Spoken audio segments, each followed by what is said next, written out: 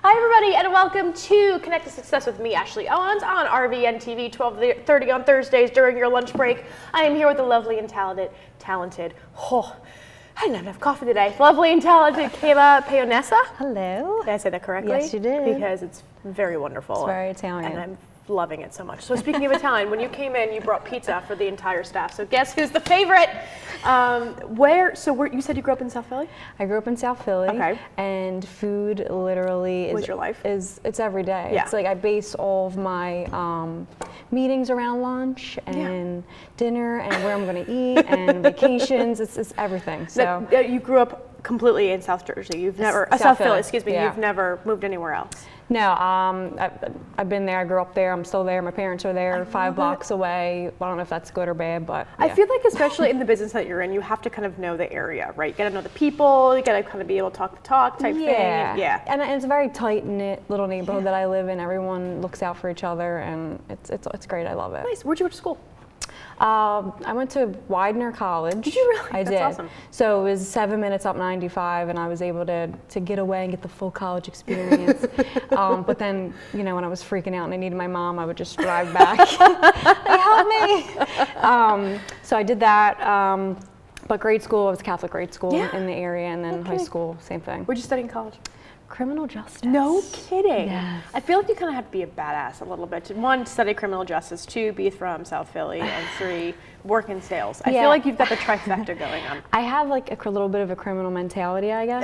Either way. Do you love murder? I've been on a murder kick the past 2 weeks. Yeah, did you see Mindhunter on Netflix? Yeah. It's aggressive. I'm all about it. Oh my gosh, I just love it. I worked with juvenile delinquents out of college, so I did that for 5 years. It was a group of adjudicated youths, all young girls on probation, and I was kind of their mentor and the middleman between them and probation and their families. And it was a tough gig for a young 23-year-old girl. Yeah, but I loved it, and it was great. And I met some great people, but that's kind of when I transitioned to a little different of a career. But it was a good experience for sure. So you and I met when the gentleman who we both know, remind me of his first name? Jamie.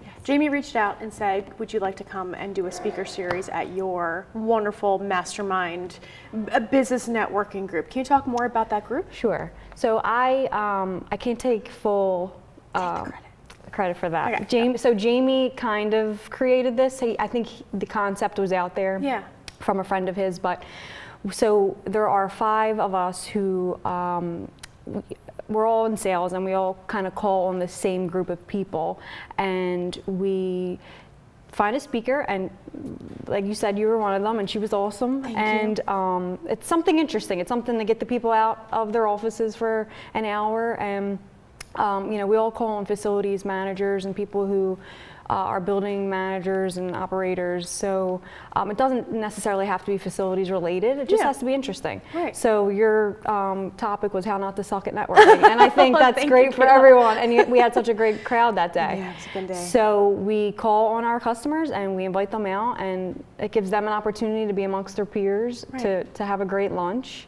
at Del Frisco's, Capitol Grill, whatever, wherever we have it, to meet you and people like you, and for myself and the rest of us to network with maybe people that we haven't met yet. Awesome. So one of the things that you and I kind of talked about was, I was in business development, very similar to you, and we were both, I was in technology and you're in painting and B2C, kind of like is it more blue collar or is it? Yes, absolutely. Blue collar group. So, and the challenge can be is that, typically in technology, now more than ever though, there's more women, but especially in your industry, it can be very minimal women that are in that kind of position. Absolutely. So I would first of all, I'd love to know why Schnoll. Like, why was that a great choice for you moving forward? And you've been seriously successul. Like, you've been crunching it and like pounding it and doing all of that. And I think it's incredible to see all that success. But tell me more about why Schnoll was the right move for you. So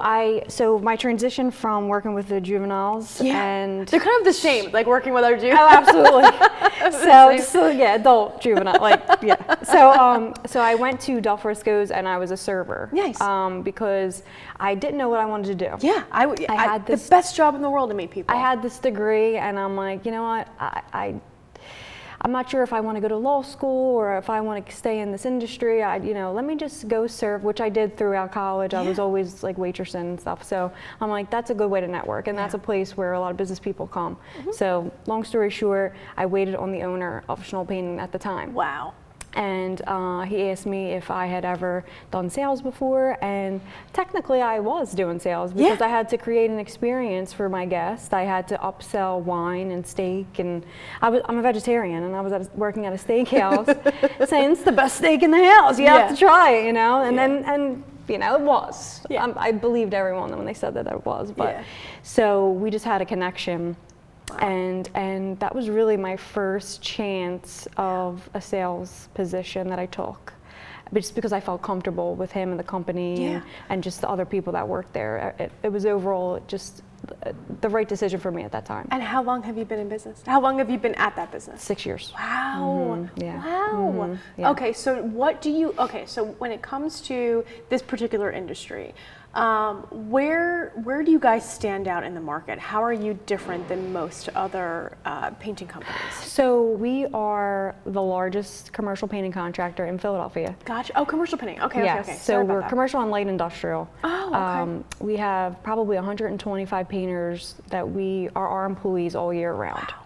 So our productivity is there, our quality is there, the support staff is there. So you have myself involved in the projects, you have our foreman, our superintendents, our project managers. Just overall, everyone is boots on the ground from start to finish. So it's, if you have a large project, or even if you have a small project, this is something that we can handle. And then, as a facilities manager, you have a whole building that you have to take care of. So you have you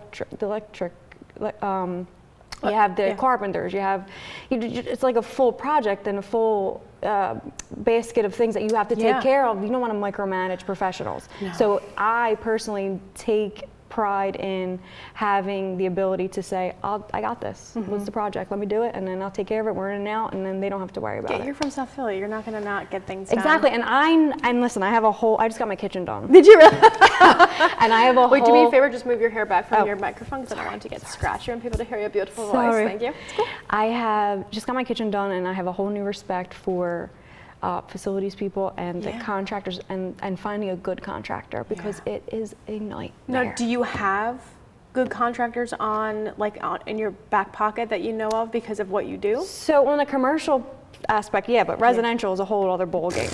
And it's just, it was not pretty, but we got out alive, and we're done, we're good. So I met some good people, but it's just, when you're living in it.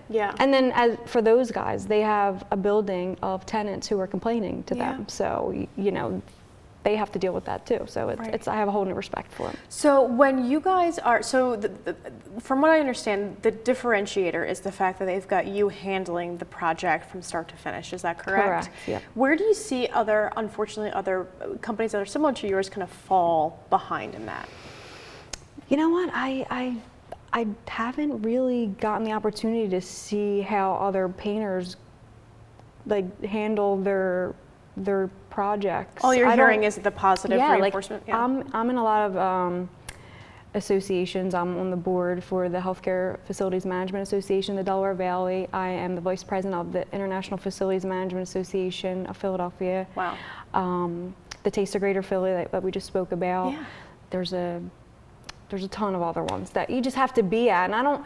A lot of times, I really don't see other painters there. Wow. So I think that's important, to be out and meet people, and just by word of mouth. Right. And I pride myself in my organizational skills and my follow-up, and I think more than not, you don't get that. And I mean, I'm not saying that other painters don't do that. I know what I do, and I think that's what's making me successful. I think you do it well. I was talking to somebody yesterday at an event, and it was among the many things that sometimes get said to me at events. It was very much, I was telling him what I did, and he's like, oh, do you, all of your clients must be men then? I was like, no. Really? Yeah, why? And it's just like, shut up. So but my question to you is, in that capacity, and his reasoning was interesting. He said, well, because women are typically better networkers. And there's a caring consideration I think that we inherently have, because we're women, we're mothers and things like that. And I think that we have a need and a little bit of an anxiety of ever really disappointing anyone. Right. And I think that comes in the nature of the effective follow-up, because you said you're going to do something and you're going to do it. Right. And I think that, especially because I'm Italian and I also Irish, so I'm just constantly fighting myself. It's the worst. My mom has red hair. Christmases are great. I know. Every holiday gathering is wonderful. Oh, isn't it? Have you gotten the questions like, when are you going to have a baby? When are you having a baby? Well, we just got engaged, so it's like coming right after. Jesus Christ. All right. Well, enjoy. Let's get hitched. Yeah. But I think the inherent, benefit of being a woman in a male-dominated industry, I think, is the fact that, one, it's different.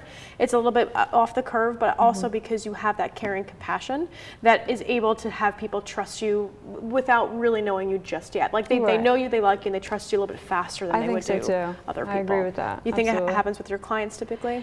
Yeah, I mean, I just, at the end of the day, they just want it done. They just want the job done. And if it's one thing to be a woman and walk into a room and, there's a woman painter, like, wow, that's, you don't see it often, but you always have to know your stuff. Yeah. So you can the expectations are higher. Yeah, you can get into, exactly. So at the same time, you get into the room, and then you have to know what you're talking about, and you have to be able to execute. So I think, it's been 6 years now, so I'm at the point where I have proved myself in that capacity, and now my customers are telling their friends and other people that they, network with, why don't you call Kayla? You have an issue or you have an emergency, So now it's a lot of just word of mouth and referrals, which it's really crazy how it works. And 6 years ago, if you asked me if I thought it was going to work out this way, I would 100% not have thought that. Do you think because you've been inundated with all of the activities that it takes to kind of build a network that you now see the benefit? That has been. What was your stereotypical kind of, and I'm asking this because I remember before I even kind of dug my heels into this industry, that the very beginning, that whole networking piece was very much a metrics based. Like, you gotta make this many calls, you gotta make this many people to get the deals, and then it just felt like it was work, and that you weren't being authentic. What do you think in the beginning was your stereotypical, thought before you kind of learned how to do it? So I had told you before, I have like a mentor at Schnoll, and what's her name? Shout out to Kathy. Hi, Kathy. And she has been with the company for 14 years, and she really showed me the way, as well as the person who hired me, Ralph, who was the owner at the time. And there was another couple people in sales that kind of came and went, and I was looking at both levels of how they did it, because it was my first sales job, let's be honest. Yeah. So Kathy has always been an authentic personality, genuine, caring, do anything for you, follow up, so I kind of levitated towards that, because that's just how I am anyway, just organically. And then there was other people who would do the email blast and make charts and hot and cold and warm, and I just felt like I wanted to get to know these people. Yeah. And then hopefully when I walk into a room and they see me, they start to know me. Right. And then when they think they have a need for painting, they think of me, and I pop in their heads. Right. So I just stay in touch, and we do dinners, and my customers have become genuinely my friends at this point, most of them.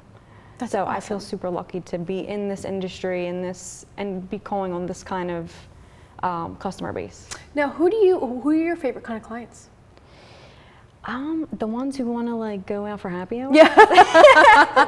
And get to know everybody. Yeah. Well, industry-wise, so I know you guys work in commercial industries. Who are the kind of clients that you guys typically work with? So we call on, I call on hospitals, universities, shopping centers, any commercial size building, any building in Center City, any building like that we're in today.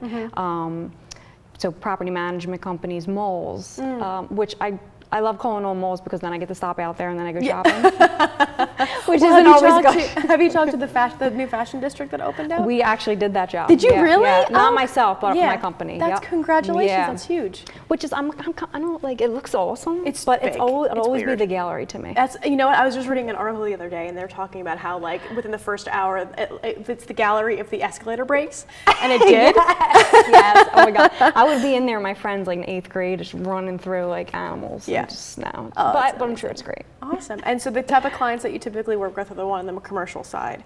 So you guys call upon. So I would assume that you are strategic partners with like pest control and window guys and all of those people that would have clients that are similar to yours. Correct. Yeah. But I don't discriminate. Anybody who wants to network and talk to me and be my friend and show me a new level of something. I always want to learn, and I think it's. In the past 6 years, I've kind of opened up my mind because I did grow up in like a small neighborhood, and it was kind of, okay, you went to school and then you got married and then, you kind of stayed in that neighborhood and you always had the friends that you had while you were in high school, and I've totally evolved into something different, and I can't imagine it not being this way because I've met so many great people. Amazing. So when we return, we're going to talk to Kayla about her tactical tips, practical takeaways in networking, and how her evolution from being a girl from South Philly turned into one hell of a salesperson. Yeah. So we'll see you guys soon. Stay tuned. Add us on social media to watch bloopers, behind the scenes footage, previews, and more.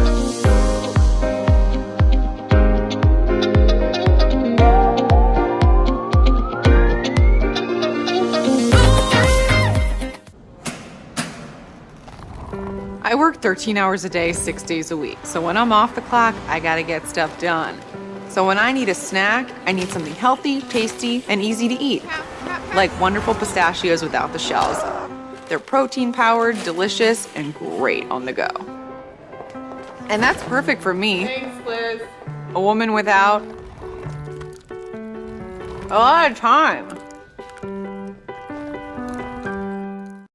Whether you're a gourmet cook or just want to eat like one, visit Rostelli Market Fresh, your home for the freshest, locally sourced ingredients to please everyone who loves great food. Our organic meats, quality seafood, and free-range poultry are cut fresh to order. Chefs create culinary-inspired prep foods made fresh every day, which pair nicely with our vast selection of fine wines and spirits. Choose from handmade pastas, artisan cheeses, organic produce, and grocery items, all from the finest purveyors. Rostelli Market Fresh, from our family to yours. RVN TV is a platform for people of any industry to share their story. Over 285,000 viewers are tuning in to RVN TV shows monthly. We guarantee a great experience that you'll be sharing with everyone you know while increasing your personal and company's brand awareness. But what is your brand? According to Forbes, it's a combination of your logo, your product, your design and feel, and your personality. Did you know that aside from being a guest, we offer even more opportunity to boost your brand? Adding your company logo and website on screen during your interview will allow viewers to recognize your brand instantly. Incorporating images and video clips is another great way to showcase your product during your live segment. Let viewers see how good you really are. And most importantly, there's you and your interview.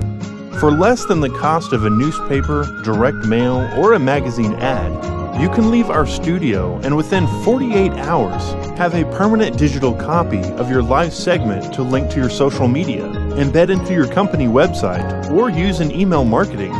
Investing in your brand is so very important, and we can't wait to have you as a guest.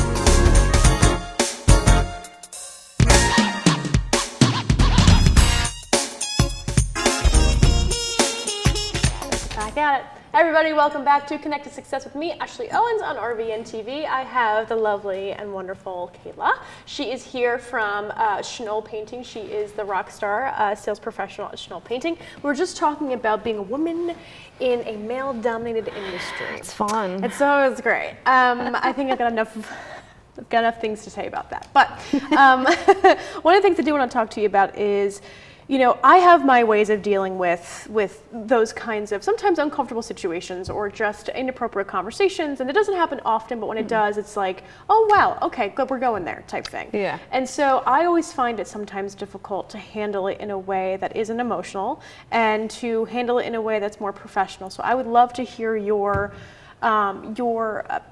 because you've been in this for so long. You've been longer than I've been in my own business running my own thing. Mm-hmm. So I'd love to hear your feedback and your tactical tips on, let's say there's another woman who's in technology or in a similar industry as yours. She walks into a room, it's completely male dominated, and it can be a little uncomfortable, not because she's fearful, but because it's just, there's nothing familiar that could possibly be helping for her. So what kind of tips would you say you would want to give to that woman? Well, I think it takes time to actually get to a place where you're comfortable walking into that room, but initially, I think you just find friends. You have to make them. You have to, male, female, whatever. You have to, I usually like to go into a room and find the person who's standing by himself. Talk to the wallflower. Yep, yeah. Perfect. So I actually did this like 2 weeks ago. Oh, talk about it. And there was a guy, and you know, he was eating an hors d'oeuvre and he had food in his mouth, and I was like, hey, how's it going? You know, sorry you're eating, but I just want to introduce myself. He was standing by himself. So maybe he, you know, I think just, it doesn't matter who's in the room. There's people who are more introverts than not. So I always try to find those people and make them feel comfortable. It's a great quality to have, Kayla. Yeah, so I tried that. And then I have like kind of a sixth sense of humor. So I do fit in with most groups of guys, and I don't get offended easily. So not that anyone's been that way, at least in my experience through this whole time. But I just try to meet as many people as I can, ask them questions about themselves, because people love to talk about themselves, as you know, and get to know them. And then the next time I go into that room, I have 5 extra people that I already know. Yeah. Hopefully they're there. Right. And hopefully they can introduce me to someone that they know. What are your favorite questions to ask? Where are you from? You know, about their families. You know, I'll get to the whole business, like, can we do business together kind of thing at a later date. And that's always like in the back of my head, like the main goal. But I want to know who they are. I want to know what they like to eat, if we could go to lunch, you know, can you get out of your building?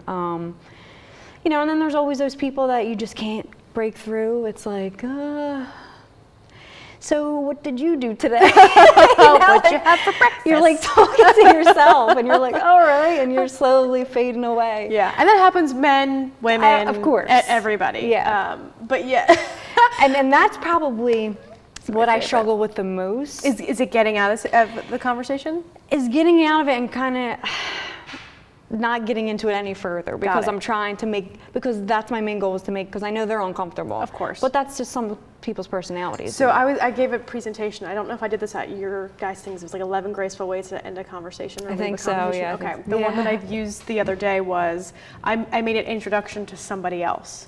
Meaning, that's like, always great. Right, to like kind of have them. Hi, have a good day. So can I tell you a bad story, because this is awful.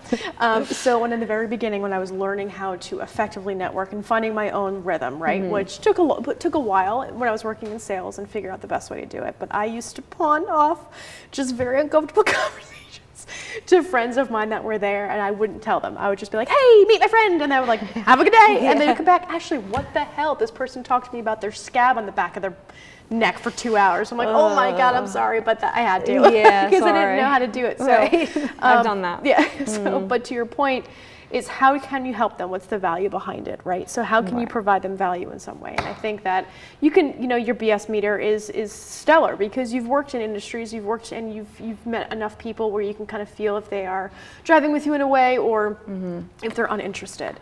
What do you think? Now, because you and I shared something similar, is that for the longest time, because we both had worked in such male-dominated industries, that women were the enemy for a while, at least for me. And I think that I didn't really trust women in that capacity, because I didn't know any better. I didn't know that there was a camaraderie. I just felt like it was another person to complain about type thing. Right. Do you think that, and I've learned significantly different now, that asking for help and talking to other women and being a part of that group is so extremely important. Have you had experiences like that? Well, you're one of them. You're one of those examples. You know, I wasn't driving at that. No, yes, I know. thank you. But just meeting you and seeing that spark in you, like you're one of those people that you just walk into a room and you just feel warm, like I just want to hug you. Oh. So I think I like to think I'm like that. You are. So you absolutely are. Yeah. Meeting those women, and I find obviously women are warmer in that capacity, like from my experience. So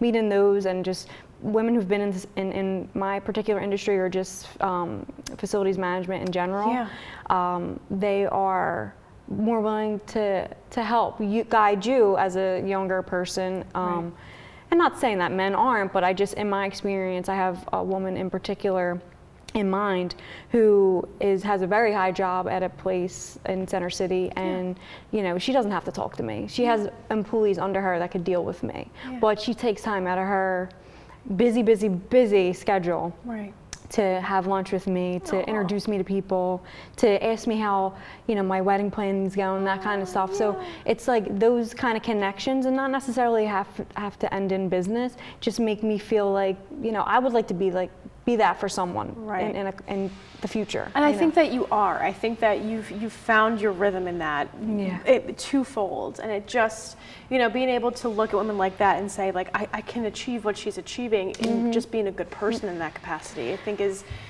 I think I saw that in other women too late, honestly, which is why I think I had such a hard time in the past not the past few years, but before I started my own business, to see that was a value add rather than a value takeaway. So what would you say, what is your biggest networking turnoff? I'm adding this to the segment, guys, because biggest networking turnoff. Like, what do you mean? Like, just something that you would do, or something that somebody would do to you? Like, that's a typical. So, like, for example, if I can give you an example for mine, like mine is, I had somebody who very much talked about themselves. I asked them more about what they did, and they got, you know, they ended up asking me what I did, but I usually wait until the very end to say that. But I got after him. Oh, hi. After him. I was going to tell you about that. Sorry, Sean. Sorry, buddy. After knowing what I did, he proceeded to tell me about how to network. I was like, that's fine. You're the queen. But my point is, I let him talk. That's very nice to meet you. I will never refer the guy, but it's more of, I find when people try to educate you on the topic that you know most about, comes off as a little presumptuous and things of that nature. So I found that to be a little bit of a turnoff. I had somebody else, and again, please come to any of your stories, but somebody who said hello, and then the dirty eye person. Like, you're not, it's the worst. Oh my God. I have someone like that in mind. My God. So I have two. Okay, go ahead, tell me. So I have that guy. So he'll tell you how great he is, and how much money he makes, and who he's sold to, and this guy, and I know this guy, and he's my best friend, and I'll connect you with him, and blah blah. And then empty promises, and then I'm like telling him about like how I'm doing intermittent fasting, and he's like, oh, all over the place. Like, I just want to get to know you before we start throwing things off each other. Like, I'm not going to introduce you to a customer of mine if I don't know what kind of person you are. Right. You know. Right. So listen to me, like, you know, and he was out. Oh, so yes. And then the other person is the person who talks negatively about others that you may know, or that, like, a competitor. Without really getting to know you. Got it. People that bad mouth other people. I don't really like that, because what are you saying when I turn around? Yeah. You know? Yeah. I just think there's room for everyone to do well in any industry. So I'm more of a let me help you, you know, kind of person. And if I feel like, oh, we're not connecting, then we don't connect, you know. But I'm not going to badmouth you to others, kind of thing. So I don't like that. So those are probably the two that irk me the most. That definitely irk you most. And so when you see somebody who's networking in your industry, like, to your point, was it Kathy? Yes. Kathy, Miss Kat. Hi, Miss Kathy. Hey, Kat. When you see somebody that you aspire to be like, where do you think that their confidence came from? I think it's experience. I think it's just being in the room and being uncomfortable. You have to be vulnerable and uncomfortable before you feel like you're conquering that stuff, and you're never conquering it. I learn every day. You know, I make mistakes every day. But I'm honest, and I tell my customers, I tell my coworkers, my boss, my fiance, my parents, like, I messed up, and I'm sorry, and like, I'm going to learn from it. And you're also going to fix it. You're going to try to fix it. I'm going to fix it, and it's going to be better. Yeah. You know, I'll do everything in my power to do that. So all right. So top 3 things that you need to do while networking. You can just rattle them off. Top 3 things: meet the wallflower. I have a couple of jokes in your pocket. I think people like humor. One. You know, I think I've like in my past life I was a stand-up comedian, or I think I am. I think I'm funny. I don't know. Yeah. But and bring food. Yeah. Preferably pizza. Perfect. Now, do me a favor, my lovely, wonderful, beautiful friend. Look into that camera and tell people how they can find you. Oh, well, you can find me on LinkedIn, Kayla Paonessa. You can find me on social media. That camera right there. Oh, that one. Okay. At K_PAONE Yep. is Instagram. I think And your Twitter. email, your work Oh, email. my email, kpaonessa@schnollpainting.com. Wonderful. Everybody, now thank you so much for watching. Thank you for being a part of this. This was Thank so you. much fun. You were great. Oh, I love your face. And so when we return, we will see you guys next week for the next tactical tips and practical takeaways. Make sure you stay tuned every week to when you see a power networker in the greater Philadelphia and South Jersey area. Thank you so much for joining us, and we'll see you next week. Bye.